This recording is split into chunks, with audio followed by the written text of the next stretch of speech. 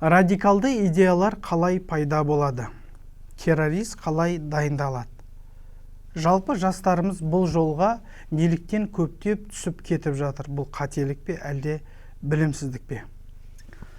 Қайырлы күн, құрметті Жетісулай подкастының көрермендері. Сіздер үшін, біздер үшін бүгін ерекше шығарылым. Дінімізді, қоғамымызды, ақпаратты, жалпы қауіпсіздікті жаңа қырынан танып білуге мүмкіндік беретін шығарылым болады дейміз. Өйткені біздің студиямыздың бүгін қонағы ерекше. Таныс болыңыздар, Әл-Фараби атындағы Қазақ ұлттық университетінің оқытушысы, профессор, заң ғылымдарының кандидаты. Осы жолда, осы қызметте талай жылдан бері еңбек етіп келе жатқан білікті маман Бишманов Кәкімжан Мұратжанұлы. Кәкімжан мырза, ассалаумағалейкум дейміз. Уағалейкум. Қош келдіңіз. Қош келдік. Жалпы уақыт тауып студиямызға сұхбат беріп, тұшымды ойларыңызбен бөлісуге келгеніңізге мың алғыс. Жетісу жеріне қош келдіңіз. Жалпы Кәкімжан аға бірнеше жыл бұрын біраз дүниелерді оқыдық, көрдік. Соның ішінде бір ерекше ой түйген дүнием болды, қатты ойландырған мәселе болды сіздің сұхбатыңыздан. Терроризм оңалтуға келмейді, бірақ экстремизмді оңалтуға болады деп айттыңыз. Екеуі бір идея болды мен үшін осыған дейін. Әлі күнге дейін сондай оймен жүрмін. Осы төңірегінде әңгіме өрбітсек бітсек. Жалпы террорист пен экстремистің айырмашылығы неде? Жетісу жеріне бүгін келіп отқаныма бір келмегеніме 5 жыл болды ма? Бүгін келген осында бір семинар болған. Семинардың нағыз негізгі тақырыбы осы дін саласындағы заңнамалармен таныстыру, заңдармен және діни конфессиялардың жұмыстарымен таныстыру еді.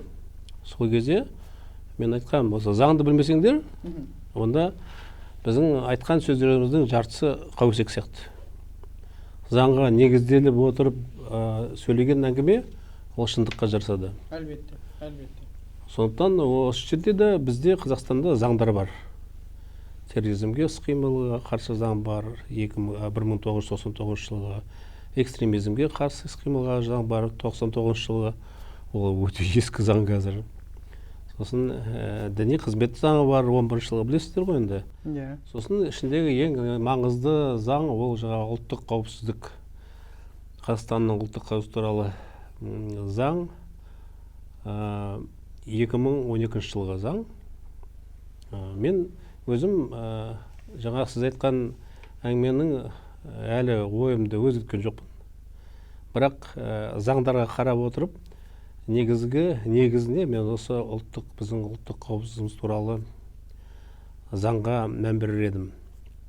Десеңіз, ол заң жан-жақты біздің өмірімізді қамтыған, өте сондай бір керемет дайындалған заң 2012 жылы. Негізінде бірінші заң 98 жылы шыққан. Сол 14 жылдың ішінде 2 заң шығып отыр ғой, қауіпсіздік туралы. Сонда қауіпсіздікті 6 салаға бөліп отыр. Қызық жері осы заңда, сонда әр салада бөлек жұмыс істеуге болады деген сөз ол. Жаңа қойшы көп болса қой арам өледі дейді ғой. Мынағада енді біз баяғыда жан-жаққа бәріміз жабылып бір жақ кеткенде, мына жерде мына сала мен жаңа мамандар жұмыс істеген кезде ана нақты бір жетістікке жетуге болады. Мысалы 6 аспект, осы заңда ол қоғамдық қауіпсіздік, саяси қауіпсіздік, сосын ақпараттық қауіпсіздік, экологиялық қауіпсіздік, әскери қауіпсіздік, экономикалық қауіпсіздік, нарықтық қауіпсіздік, 6 сала. Әр салада ондай қауіп төніп тұр ма? Әрине төніп тұр. Кеше ғана осыдан бір 10-15 жыл бұрын заман басқаша еді.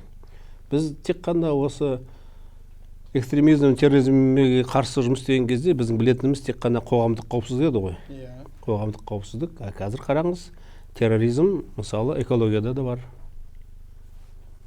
атомный станцияны жарып жіберсе, экологиялық апатқа ұшыраймыз біздер ол кезде онда. Солай ғой. Әлбетте. Мысалы, я болмаса бір өлкені суды улап жіберсе, экологиялық апат болды, иә, мысалы. Енді қазір мына біз екеуміздің істеп жатқан саламызда ең бізге қиын болып тұрған ол ақпараттық қауіпсіздік. Жұмыс істеу өте қиын болып бара жатыр.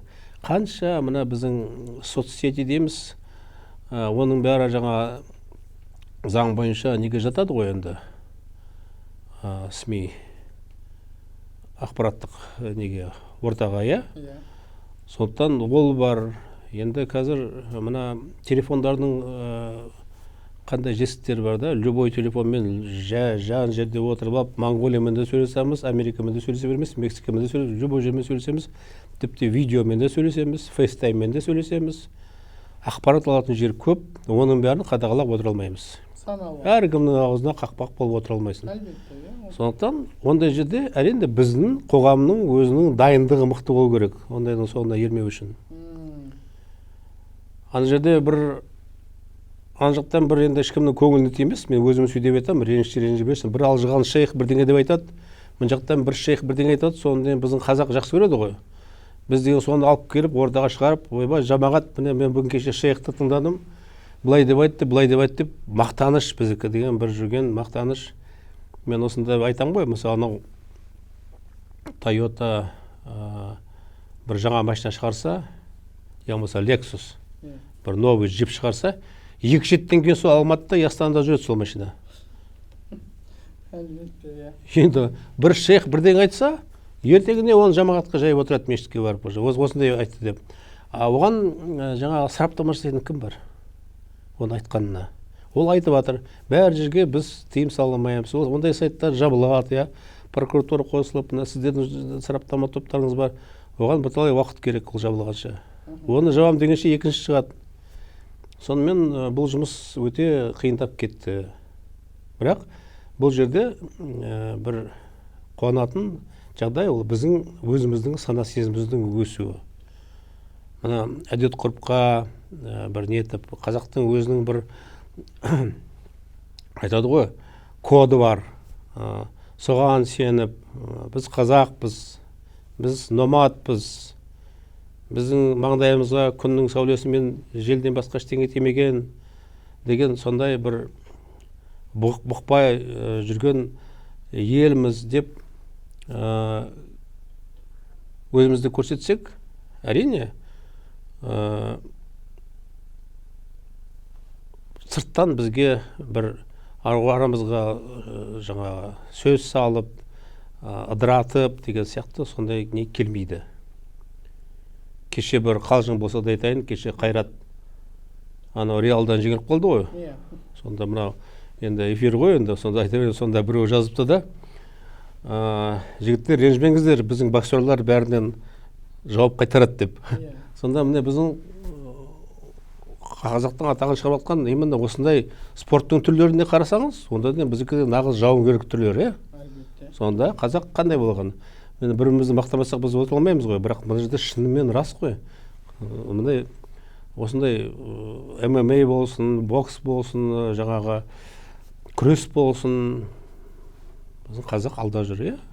Қазір енді мына басқа жағын қараңыз, саланы, математиканы қараңыз, IT технологияны қараңыз, бәр жағында қазақтар бірінші орында. Ол біз жақсы дамып келе жатырмыз. Сондықтан араға мындай сөз түскенде, сырт жақтан бір ақыл айтқанда, өздерінің елінде не болып жатқанын қарамайды, сонда деген біздің араб елдерінде Хэллоуин болып жатыр. Көріп жүрсіңдер ғой? Хэллоуин деген маска тағып алып, басқа мысалы діннің ол мейрамы. Болмаса өткенде Дженнифер Лопес деген барып арабтың орталарына барып билеп нетіп жатыр, көрсетіп жатыр бәрі өзінің қылықтарын. Сол сияқты сөйтіп отырып басқа елге ақыл айтқанда, оны біз білуіміз керек. Бір өзіміз қазақтың деген орташа қазақтың өзінің жаңағы білімі, деңгейі жеткілікті. Өзі сараптама жасай алады, мынау дұрыс, мынау дұрыс емес деп. Біз кішкентайынан туғаннан балдарды үйретеміз ғой. Өзіміз содан өттік. Қарағым, айналайын, біреудің алажуын аттама, еліңе, жаңа әулетіңе нұқсан келтірме, әкеңді шешеңді жеге қаратпа, жаман қылық жасама, соңынан еріп жатқан інілерің бар, қарындастарың бар деген сияқты. Оның бәрі тәрбие ғой. Неге біз оны ұмытамыз? Ұмытпаймыз ғой. Оның бәрі код, жаңа генофонд деген сол қалғыл код қалып жатыр, келе жатыр ата бабамыздан бізге, бізден біздің балаларымызға, біз балаларымыз сөйтіп жатамыз. Сондықтан ондай коды бар ұлт енді көп емес сияқты. Соның ішінде біз қазақпыз. Оны жоғалтпау керек, оны деген әрі қарата жалғастыру керек. Десек те, Кәкімжан аға, жаңа айтып жатырмыз енді, сөзсіз енді қазақтықтың коды бар ғой. Жаңа айтқан дүниелерді біраз тілге тиек еттіңіз. Енді оққан-тоққан жастарымыз да бар, басқасы да бар. Жаңа сіз енді қазақылық деп сөзге тиек еттіңіз. Біздің елде осы сіздің атқарып жатқан салаңыз бойынша жалпы қауіпсіздік мәселесі қаншалықты өзекті бүгінгі таңда? Өте өзекті. Өте өзекті. Қазір бәрінде телефон бар. Жалпы террористік қауіп бар ма негізі? Әрине бар. Мен айтамын ғой, бәрінде қазір бәрі бар. Мына жақта 15-20 миллион мына төменгі жақта қаңғырып жүр балаларымен. Үй жоқ, күй жоқ, институты жоқ, школы жоқ, гимні жоқ, мемлекет жоқ, қаңғырып жүр. Сонда олар қарамай ма? Қарайды ғой, мындай бір жер бар екен. Мынадай жерде кішкентай ғана халық тұрады екен. Бәрі бар екен. Май да бар, темір, қазба байлық жетеді. Сонша байлық жерде ешкім жоқ. Неге біз сондай жерде тұрмаймыз деп ой келеді. Сондықтан неге қауіп жоқ? Бұған сен заборың артында алтын жатса, мысалы, алтынды көрсе пештен жылындайды дейді ғой. Дұрыс өте аласың бәрлі-бәрлі. Қарып қоясың ғой бәрібір. Сол сияқты бұл да қауіп бар. Қауіп кейбірде деген мен уже қазір көзім жетіп отыр. Кейбірде емес, көбінесе террористік жағдайлар бұл деген шетелдік басқа елдің осындай барлау күштерінің ойыны.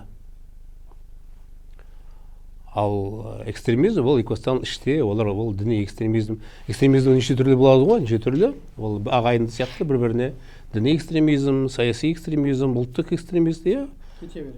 Осы үшеуі ең жаңағы ауызға толтырып айтатын осы үшеуі ғой. Саяси, ұлттық, ұлтшылдар дейді оны. Қатты қауіп төніп тұрған үш саласы дейсіз ғой, осы үш арнасы осы. Осы үшеуі бір адамның бойында болуы мүмкін бе? Мүмкін, әлбетте. Болса, міне терроризмге бір-ақ қадым қалды. Сондықтан оның деген арасында мынау ақ, мынау қара деп айтуға болады, а мынау терроризм, мынау экстремизм деп бөле алмайсың. Неге десең, экстремизм деген ол жаңағы мысалы баррикадаға шақырып, анда шақырып, көшеге шақырып, а оның арасында ол көшеге шақырған жұрт деген жаңағы қолына лом алып, мылтық алып, шабуыл жасаса, мысалы, ол уже терроризм. Оны тоқтататын жер қай жер? Орта есеппен ортасы қай жер?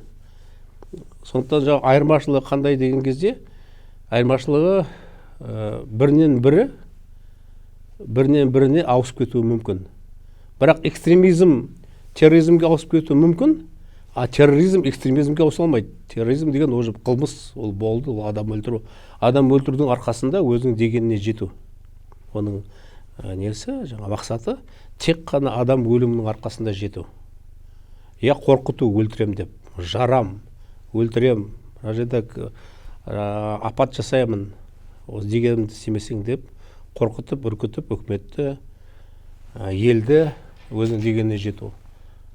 Ал экстремизм ол жаңа айтып отқаным, діни, саяси, ұлтшыл экстремистер, олардың жай енді былай отырып, біз екеуміз сияқты әңгімелесіп келісімшартқа келісуге болады. Экстремистпен? Иә, экстремистпен келісуге болады. Мынауың дұрыс емес, заңға қайшы, мынау заңға қайшы. Мен айтып отырмын, мынаны қоймасаңдар былай болады, мынаны қоймасаңдар былай болады деп түсіндіріп айтса, түсінуге болады. А террорист ол яғни контакт құруға болады. Әрине, әлбетте. Ал террористпен? Террорист ол деген құпия жасалатын жұмыс, оны дайындайды. Террористті кім дайындайды? Жалпы ол, Кәкімжан аға, сіз бірден тәттісін бірден беріп жатсыз. Жалпы қалай дайындалады бұл дүниелер, жалпы бұл процесс жалпы қалай жүреді? Дайындау өте қиын. Ол мысалы қараңызшы, мысалы адам ол білет өлетін. дайындық болғаннан кейін өлімге бара жатқан білет өлетінін білет, өлімге бара жатқанын білет, бірақ қай мерзімде баратынын білмейді. Ертең бе, бір жетіден кейін бе, бір айдан кейін бе білмейді. Жаңағы бұйрық келгенде тұрады да барады, өледі. Ал сөйтіп отыра өзінің балдарымен жаңағы футболға барады, достарымен ресторанға барады. қарапайым өмір сүре береді. Қараңыз қандай дайындық анау. Психология жағынан қарағанда қандай дайындық, анау қандай енді темір десе болады ғой, анау нервісі қандай. Соны біліп отыр, өлетінін біледі, соны спокойно барып, тойға барып тост айтады. Вот дайындық. Оны дайындайтын кім? Оны дайындайтын бір адам емес қой, бір адам емес. Оны дайындайтын бір коллектив. Оның ішінде психолог та бар, әскери жұмыстармен араласатын маман бар, политолог та бар, ақпарат саласының маманы бар, жан жақты адамдар, дәрігер де бар, социолог та бар, политолог та бар, бәрі бар. жаңа бұндай адаммен Террористті дайындағанда көп ақша керек. Қаражатсыз терроризм болмайды. Оны бір жерге прям жазып қою керек, ойып. Қаражатсыз терроризм болмайды. Терроризм болмайды да қаражатсыз. Сондықтан тек қана қаражат болған кезде терроризм болады. Жалпы өмірде осыған енді қанша жылдық тәжірибеңіз бар ғой? Жалпы осындай әрекетке, жалпы жаңа террорист демей қойықшы, экстремизм саласында экстремист адаммен бір кездесіп, ойын өзгертіп сөйлескен кезеңдеріңіз болды ма? Экстремистермен кездесіп жүрміз. Олар деген ол тіпті қарапайым тұрған адам экстремист болуы мүмкін. Мысалы қараңыз. Біздің қылмыстық кодексте 258 бап бар. Қазір мен орысшасын айтайын, призывы к свержению, к действиям против властей деген бар, 258 бап. Елді басқарушы билікке қарама-қарсы әрекеттер. Мысалы телевизормен көрсетеді ғой, біздің тәтеміз шығып, мына акиматты өртеу керек дейді. Жалпы қараған кезде ол 258 бап. 9-дан 12 жылға шейін бас бостандығынан айырылады, мал мүлкінен айырылады. Соны жеткізу керек халыққа. Үй артында айтатын, любой айтқан сөзіңді бақылап айту керек, біліп айту керек. Білмей айтқан незнание не освобождает дейді от закона. Незнание закон не освобождает от ответственности дейді. Орысшаны қосып жібердім ғой арасына. Енді бір тілден екінші тілге ауысып кету қиын да қазір мен. Сонда қараңыз, жаңағы мынау акиматты өртеу керек дейді, алмаса мынау нелердің бәрін ату керек деп көрсетеді ғой. Журналистер жаңағы передачаларда айқайлап атады, осы. Особенно мына прямой эфирде айқайлап атады сөйтіп. Оның бәрі 258 бап. Жем кіргенде 258. Сондықтан бізде былай заң жағынан қарағанда бізде бәрі қамтылған. Бәріне жауап бар. Заңда жауап бар. Бәрдеге әр салада істеген затыңа жауап бар. Қалай, бірақ деген оны орындау жағынан біз қиналамыз, дегенсеңіз, оқымаймыз, білмейміз, сосын барып жылаймыз отырып алып, ойбай мен білмедім, қайдан білейін, онда 258 бап бар екен білген жоқ мен. Мен аузыма құм құйылсын қошына өйдеп айтып, нем бар еді, мен не 9 жылға отыратын жындым ба өйдеп айтып деп. Көрдің бе қалай? Сосын қалай оны деген отырғызасын? Енді қараңыз, онда лже-терроризм деген бар, бап. Бізде 500 адам артық адам отыр, түрмеде отыр. 500-ден артық адам түрмеде отыр. Қараңыз, олар деген кімдер? Кемпір шал емес. Олардың бәрі жастар, көбінесе студенттер, жаңа емтиханға қалып қойғандар, самолеттен қалып қойғандар, емтиханға барғысы келмегендер, то есть. Жаңа бомба заложен дейді да, сосын деген қанша 7 жылға отырады. 7 жыл. Ертең олар шығады. Шыққаннан кейін сіз жұмыс қыласыз ба оны? Алмайсыз. Сіз аласыз ба? Алмайсыз. Кім алады? Тепсе темір өтін жігіттер. Сондықтан оның бәрін деген біздің дінде бар ғой, біліп істеген, білмей істеген қателіктерім деген, ол бекер айтылмаған. Бірақ оны біз Алладан сұраймыз кешір деп, мына жолы кімнен сұраймыз? Сонша зардап шеккен адамдар, сонша зардап көрген мемлекет, сонша шығын шығарып, мысалы бомба деген кезде вокзалдың бәрін төңкеріп, кісілердің баланы далаға шығарып, анан бәріне қанша ақша, қанша пожарный, қанша жаңа қарулы күштердің адамдары, қанша итімен анан бәрін тінтікілеп, нетіп, 2-3 сағат ол тұрады, жаңа қанша оның бәрі деген енді істеліватқан қасірет. Соның бәрін кім санап жатыр? Оны біліп білмей істегенді кеше деп айта алмайсың ол жерде. Ол жерде заң бар, заңға жауап беру керек. Заң бойынша жауап береді. Енді жауап бере алмай бермесе, онда деген тәртіпке шақырмаса болмайды ол жерде. Ондай жерде қатаң болу керек. Қатал. Енді сөзіңізден ұққан, Кәкімжан, енді экстремисті оңалтып, сөйлесіп, келісімге келуге болады деп отырсыз. Яғни бір кездесудің өзінде бір нәтиже шығарып, дұрыс бағытқа сілтей аламыз, е? Дұрыс қой? Ал террористік идеялары бар, радикалды оймен жүрген террорист деп айтайықшы. Сонда мүлдем оңалтуға келмей ма? Жоқ, сіз мені дұрыс түсінбегенсіз басында. Мен онден айтып отқаным, егер ол дайындық жолында жүрген болса, әрине келеді. Ол адам баласы қой болды. Оның семьясы бар. Дайындық жолында жүргендер, олармен уақытында әшкерленіп, осындай адам екен болып жатса, осындай террористік топта жүрген рас болса, не болса, бәрін онымен сөйлесуге де болады. Оның деген тіпті келісімге келмесе, ол отырады, өзінің несі үшін, әрекет үшін, істейін деп отқан әрекет үшін тіпті.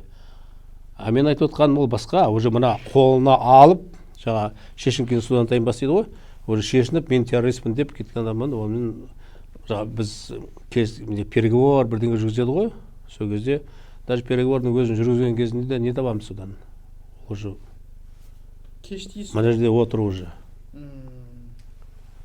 Мысалы деген дүние жүзінде 3 түрлі мемлекет бар, осы мен кезінде Америка Құрама Штаттарында оқығанда, сол жерде білім алғанда, сол кезде бөлетін еді, сол әлі солай 3 түрлі мемлекет. Біреуі терроризмге жоқ дейді, бір тобы. Екінші тобы жоқ дейді. Үшінші тобы ол тек қана дейді. Мысалы Европа, батыс Европа, олар дейді. Мә саған ақша, мә саған самолет, мә саған бәрі тек қана адамдарға тимей жібер. Кепілдік алған адамдарды, дұрыс айтып отырмын ба? Кепілдік алған адамдарды жіберіңдер, ешқайсының өміріне босатыңдар, бәрін береміз, бәрін істейміз, бәрін орындаймыз. Ол сол мысалы Европаның адамдары. Жоқ дейтін олар біздер, Қазақстан, Ресей, біздің СНГ елдер, сосын бізге де көршілес елдер, жаңағы мемлекеттер, олар қолдан келсе жаңағы келісімшартқа келіп, келісімге келіп, жаңағы қолдан келген істеп, жаңағы бір-бірін түсінісуге тырысып қойғызуға барғысы келеді. Бірақ ондай болмай жатса, онда тек жоюға бұйрық береді, жоюға, тек қана жоюға. Енді үшінші топ ол жоқ дейтіндер. Ол топқа бір-ақ ел кіреді, ол Израиль. Олар жоқ, сөйлеспейміз, мейлі, не істесең ол істе, біз сені құртамыз. Заложниктерді өлтіресің ба? Өлтір, бірақ біз сені өлтіреміз. Тірі қалмайсың. Ол жаңа Израиль. Оны бәрі біледі. Осындай. Израильде террористермен ешқандай келіссөз жүргізбейді. Сондықтан енді біздікі дұрыс сияқты біздің саясат. Қолдан келсе жаңа тоқтатып, оларда тірі қалсын, кепілде отырған адамдар тірі қалсын деген әңгіме ғой. Енді олардың санасында, психологиясында да енді Кәкімжан жаңа айтып жатыр ғой, қандай идеологиямен пайда болды, кейіннен оларда қалыпты өмір сүруге келе ме, мүмкіндік беріп жатқаны ғой енді. Бұл жалпы еліміздің саясаты, заңдық тұрғыдағы ұстанымы. Енді нағыз террорист, осындай дайындалған террористті біз әлі көрген жоқпыз Қазақстанда. Құдай сақтасын, көрмей-ақ қояйық. Біздікі енді мынау оңды солды келген істеген Көлекбаев сияқтылар, бұлардың істеген, осындай жауыздардың істегендер теракттың несіне сипаттамасына жатады. Содан кейін біз оларды террорист деп отырмыз. Негізінде жаңағыдай дайындалып, әдейі осындай жаңағы саяси бір сұрақтар қойып соны деген өзінің дегеніне жетемін дегендер бізде ондай жоқ. Жаңа сол болады деп ойламаймын да мен. Құдай сақтасын. Ондай негіз жоқ, ондай негіз. Бірақ жаңа Куликбаевтың, сосын мына Ақтөбеде болған лаңкестік оқиғаны білесіз. Бұларды біз террористік әрекет амалдарының көріністері болғаннан кейін террорист деп айыптап отырмыз ба сонда? Жоқ, бұның сипаттамасы келіп тұр ғой, террорист. Келіп тұр. Бірақ дайындықтары басқаша бұлардың. Бұлардың ана біз айтып отырған дайындық жаңағы анау дайындайды, психолог дайындайды, жаңа политолог дайындайды, бірталай қаржы бөлінеді, бірталай уақыт өтеді деп, ондай емес. Бұныкі жаңа спонтанный. Бірақ бұлар террористтің сипаттамасына жатады. Бұлар нағыз террористер. Ал неше жаңа бізде Жусан операциясымен елге оралған азаматшалар бар. Ашық айту керек, бұлардың көбісі қазір темір торда террористік айыппен, баппен жазасын өтеп жатқандары бар, оңалту мекемелерінде де бар, арасында экстремист деген атаққа ілінгендер де бар, қоғам ішінде қарапайым өмір сүріп жүргендер де бар. Бұларды жалпы террорист деп ала аламыз ба? Жоқ, әрқайсысына бөлек қарау керек, бөлек. Мысалы? Тағдырын қандай жұмысы, қандай әрекеті қандай болды, ол жерде не істеді, адам өлтірді ма, терактіға қосылды ма, соғысты ма, соғысқан жоқ па, соғысқанның өзінде де, барғанның өзінде де мүмкін мәжбүрледі ма, мәжбүр болды ма, жоқ па. Сосын басқа да жағдайына қарайды ғой оның. Бұлай бәрін бір немен бір қара күйе жауға болмайды бәріне. Сондықтан оларды әрине Қазақстан азаматы болғасын мемлекеттік бағдарламамен оларды көмектесіп алдыртты. Қазір сол қанша шығын. Бас істемей кеткен адамдарды алдыртып, енді соларды қайттан оңалту жұмысын жүргізіп, қанша шығынданып, мемлекет оларды дұрыс бір неге келтіруге күш салып жатыр. Ал оңала ма негізі? Оңала ма? Оңалуы көз жеткендер, соғыс көрген, өлім көрген, қанды көргендер оңалады. Егер көз жеткен болса, мынаның бәрі істегеннің бәрі дұрыс емес. Біріншіден басқа ел. Сенен нең береді басқа елде? Басқа біреудің қанын төгіп нең береді? Сенің тікелей жауың ба? Деген сияқты сондай бір көз жеткен болса, әрине оңалады. Менің мына мысалы мен осы қазір қаралып жүрген кісілер ортасында бір екі адам бар. Сол игилдің боевигі болып 3-4 жыл болып, осы жерде өзінің жаңа несін өтеп, қазір адам қатарында жүр, жақсы, тым жақсы жігіттер. Бостандықта, бірақ деген мықты қиналады. Ол деген бір өте бір өмірімде істеген кешірілмес бір оқиға деп, жаңа игилге барған, Сирияға өкінішті мақтап айтады, мақтап өкінеді. Сонда айтады, барған жерінде не болғанын айтады, қалай болғанын. Айта аламыз ба ол жайында? Қалай кеткен? Жоқ, Кәрімжан, мынандай дүние ғой. Бұл қалай өзінің туған жерін, ата-анаң, бауырларын, туыс ағайындарын тастап, өзге елге сен соғысуға барасың. Жаңа сізден сөйлессін деп отырсыз ғой, кездесін, таныстығым бар деп. Бұл не күш жетелейді бұлар сонда? Қалай сонда ол әрекет? Қайтып келді жаңа басындағы әңгімеге. Жаңағыдай үгіттеу жұмыс, шетелден ақпарат алады, шейхтардың роликтерін тыңдайды. Сосын деген жаңа исламды құтқару керек.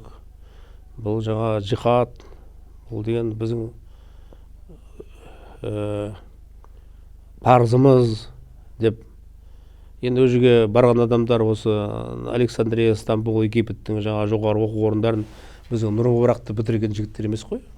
Білімді тайыз, сауатсыз, еріп кетеді. Сосын ол жерде шамалы бір ақша жағы бар деген сияқты. Ақша жағы бар. Конечно, әйтпесе ол несі бар. Ақша жағы бар, оны да ойлайды. Сосын енді бірақ деген анау өзі кетсе бір жөн әйелін балдарын алып кеткенде оны мен түсінбеймін. Барып көп ондай. Барып ана бала қазір оңалту жұмысын жүргізіп жатқанда жарайды үлкендерге. Ана бала кішкентай 6 жасар, 7 жасар, 8 жасар бала қанды көрген, өлген адамдарды көрген. Оның арасында спокойно ұйықтап жүрген балалар үйреніп кеткен. Спокойно ананың бәрін көріп, аттап, басып жүрген адамдар оны оңалту жұмысын жүргізу ана балаға өте қиын. Өте қиын. Әрине. Ол бәрін көрді ғой енді қазір. Және оның оңалу екі талай. Şimdi өйтіп айтпай ақ қояйық, оңалтады ғой, ол неге қоғамға байланысты, ортаға байланысты. Енді ол бала түрмеде өсіп отқан жоқ қой, балдардың ортасында өсіп жатыр, дұрысталады ғой, бара-бара дұрысталады. Бірақ жаңа ұяда не көрсең, өмірде соны істейсің дейді ғой. Өмір бақи жаңағы ұрысып, керісіп, бай күйеуін ұрып, күйеуі әйелін ұрып, күйеуі сондай бір семьялар болады. Оның балдары ертең өскесін тап соны істейді семьясында. Соны істемес үшін не істеу керек? Дұрыс тәрбие болу керек. Анаға, әкеге бір жақсы махаббат болу керек, иә, сезім. Сол сияқты мына жерде де мына балдар жақсы ортада ертең оңалтып жұмыстары өткізіп жатса, елге деген, бір-біріне деген, қазаққа деген патриотизм жаңа болып жатса, мен айтып отқан мынау орысша айтады ғой, высокие слова, ондай емес. Патриотизм деген ол басқа. Ол біздің ішімізде, қазақ десе осы Қазақстан алға дегенде, сонда деген ол жай айтылған сөз емес. Ол мына бүткіл іштегі сезім бәрін төгіліп тастайды ғой, Қазақстан алға дегенде. Сондықтан ол жайдан жай келмейді. Соның бәріне үйренеді ғой. Дұрысталады деп сенемін мен. Бұйырса. Дұрысталсын сөзсіз. Енді қоғамға қайта бейімделіп, қоғамға қайта қосылмайтын адам болмайды ғой, тек өтері амал әрекетін дұрысынан жасасақ деп отырмыз ғой енді. Сөзсіз. Енді қазір сіз жастарға да лекция оқисыз, қызметкерлерге де кездесіп, осы тақырыптың дәрістер өткізіп тұрасыз, семинарлар. Жаңа өзіңіз айтып жатсыз, енді жаңа заңнама ұстаным бойынша да кездесулер болып жатыр. Бірақ енді қазіргі таңда біздің еліміздің террористке қатысты заң мен ұстанымы қандай? Және олқылықтар бар ма? Әрине, оқылықтан бұрын заң бар. Заң бар. Заң болғаннан кейін любой оқылық ол деген комментарий ретінде жүреді ғой. Жоқ, оқылық емес, олқылықтар, минустары деймін. Минустары дейсің. Минустары. Енді мынау тұрғысынан мынау жағы күшті болса, заңның саяси жағынан, ямаса әлеуметтік жағынан әрине қамту керек ол жұмыстарды. Қамту керек. Әлеуметтік жағынан ол жұмыссыздық, жұмыс орнын көбейту керек, жұмыс болу керек. Ол енді мемлекеттік бағдарламалар көп қой. Соған сол халыққа көмектесу керек. Саяси жағынан да бір жұмыс істеу керек баяғынан түсіндірме жаңа адай жұмыстарда жаңа айтқан. Неге десеңіз, кеше қаңтарда не болды? Қаңтарда анау шыққан жігіттер, олардың ойында не болды? Неге олар еріп кетті? Басқа біреудің айтқанына. Кім үшін, не үшін ананы бәрін сындырып, қиратып, өртеді? Біреу үшін болу керек қой, Ленин үшін, Сталин үшін деп жаңа соғыста. Сол сияқты мына жолы кім үшін? Қазақ үшін ба? Жоқ, қазақ үшін біз. Өз үшін ба? Жоқ, онда кім үшін? Кім оларды ерткен? Сондықтан сондай кезде біздікі біздің жаңа халық, оның ішінде жастар тұрақты болу керек та. Тұрақты. Сен өзіне өзі сенімді болу керек. Істеп жатқан әрекетіне жауап беру керек. Неге істеп жатсың мынаны білу керек. Не үшін істеп жатсың?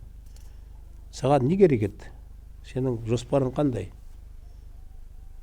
Егер бір айтатын саяси жағынан бір жоспарлар болса, заңдар бар. Заңға сүйенді бар. Оған қан төгіс, андай-мындай керегі жоқ. Сондықтан әр жүйенің өзінің жаңа олқылықтары бар. Олқылықтар дейді ғой, олқылықтары бар, соны дұрыстау керек. Оны қиыштеген жоқ. Оның бәрі көш бара-бара түзейді дейді ғой, соғысап. Мысалы, осыдан 20 жыл бұрын Қазақстан қандай болды, қазір қандай болды, жер мен көктей ғой. Сондықтан қазір айтылып жатқан заттар көп, тура айтылып жатқан заттар көп. Қазір деген любой министрді, любой әкемді деген осы критика салғанда жерден алып жеге салады. Ол да әрине ол кісілерге қиын жұмыс істеуге, бірақ екінші жағынан призманың астында көрініп тұр бәрі істегендердің бәрі. Жақсы. Мен кіріп кеттім ғой сіздің әңгімеңізге. Рахмет. Кәкімжан тыңдарманға, көрерменге айтар кеңесіңіз. әсіресе жастарға? Жалпы 3 кеңесіңіз. Енді абай болу керек. Қазір сондай заман, сондай уақыт. Қазір деген анда тіпті банктен бастап, анау телефон деген мошенниктердің бәріне, олардың бәрі досымыз емес. Қазақты ой сұратып жылатып жатқан ол дос бола ма? Сол сияқты дін жағынан да, терроризм жағынан да, экстремизм жағынан да осындай бізге шабуылдар бар, болды да, болады да. Сондықтан абай болу керек. Дос жағынан, дұшпан жағынан қараған кезде мен бұл жерде ортаға ілткі салайын болған жоқпын. Бірақ достық жағын, бір досың бір шамалы дұрыс жолдан бұзылып кетсе, қолдан келгенше ол жаңағы басқа бір секталарға, я бір экстремистік топтарға, я болмаса деструктивный топтарға қосылып кетпей тұрып, қолдан келгенше алып қалу керек. Бүткіл қауым болып, әке-шешесі, ата-бабасы, көрші, көлем, қарындастары, апалары, інілері, бауырлары бәрі жабылып түсіндіріп айту керек. Оған бір адам айтса, ол түсінбеуі мүмкін. Екі адам айтса, түсінбеуі мүмкін. 20-30 адам айтса, сенікі дұрыс емес деп, онда ойланады, менікі дұрыс емес деп. Зато бір адамды алып қалдық. Бір адам, әр қазағым, жалғызым дейін ма? Сөйтіп айтыр едім мен. Сосын, енді мен өзім ұстанымым, маған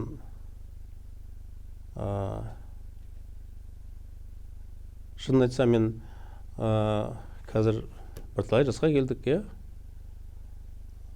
Таңертең ұйқыдан тұрып, қазағың жоқ десектесін, қазағың жоқ десе, маған ешқандай діннің керек емес онда. Діннің де керек емес, ештеңе де керек емес. Сондықтан маған қазақ елім болсын, жерім болсын, қазағым болсын. Солай өмір сүру керек. Атадан жақында бір жігіттен сұрасам, саған не бірінші дін ба, қазақ болсам дін дейді. Қазақ ше? Қазақ ол екінші дейді, дін бірінші дінім дейді. Мен де жақсы, жау келді, жау келсе окопқа мен бірге барасың ба? Барам дейді. Сонда біз соғысамыз ғой. Соғысамыз. Не үшін соғысамыз? Кім үшін соғысамыз? Қазақ үшін ғой? Иә, қазақ үшін. Онда дінің қайда қалды? Солай түсіндіріп айту керек. Біз осы жерде тұрып жатырмыз ба? Осы мемлекетте тұрып жатырмыз ба? Біріншіден біз қазақпыз. Бірақ бұл жерде 18 конфессия тұрып жатыр. Ол басқа әңгіме. Ол 18 конфессияның 18-ді заңды түрде, заңға сәйкес жұмыс істеп жатыр. Ешқандай проблема жоқ қой. Жоқ. Жұмыс істеп жатсыңдар ма? Істей беріңдер. Бірақ жалпы алғанда бәріміздің де көк паспортымыз бар. Бәріміз де қазақ жерінде тұрып жатырмыз, бәріміз де қазақ елінің азаматымыз. Соны бірінші қағида осы болу керек. Вообще біздің осы өмірімізде, болашақ өмірімізде кеше 7-ші съезд болды, діни басшылардың. Президент жақсы сөйледі, өте жақсы сөйледі. Сол айтты, қазіргі мынау діни басшылардың жаңағы көзқарасын шамалы осындай бүгінгі күнгі таңдағы проблемаларға ауыстыру керек деп. Өте бір ақылды сөздер айтылды. Сондықтан даже осы жағынан алғанда дін басшыларын жинап жатқан елі бар ма осы қазір? Жоқ қой. Қазақстаннан басқа ешкім жоқ. Соған қарағанда біз ешкімнен кем емес, артық болмасақ. Соны дәріптеп, соған мақтаныш етіп, қуанып жүру керек, менімше. Әсіресе жастарымыз. Жастарымыз, иә. Тамаша. Тамаша. Мың алғыс. Рахмет. Үлкен рахмет. Кәкімжан, үлкен алғыс. Енді сөздің басында айтайын, сөздің аяғы да осымен бітсін деймін. Енді жаңа сөз айтып жатса, экстремизм бұл оңалтуға келеді, терроризм жоқ деген. Енді бұл призма сөздің астында қанша тәжірибе жатқаны, қанша мысал жатқаны, қанша ғылым, білім жатқаны ақиқат. Осы жолда етіп жатқан еңбегіңіз елене берсін, елім үшін пайдалы бола берсін дейміз. Қадірменді Жетісулай подкастының көрермендері, сіздер үшін бүгінгі ақпарат маңызды болды деген ойдамыз. Әрбір қазақ, әрбір жас, әрбір өскелең ұрпақ еліміздің мақтанышы, еліміздің жетістігі үшін қуана білу керек және оны бойына сіңіретін алтын борышы деп Өйткені елімізді қорғап, елімізді дәріптеп өсіру ол біздің басты міндетіміз болмақ. Сіздермен болған мен Кеңесбектің Ерланы. Қош, сау болыңыздар.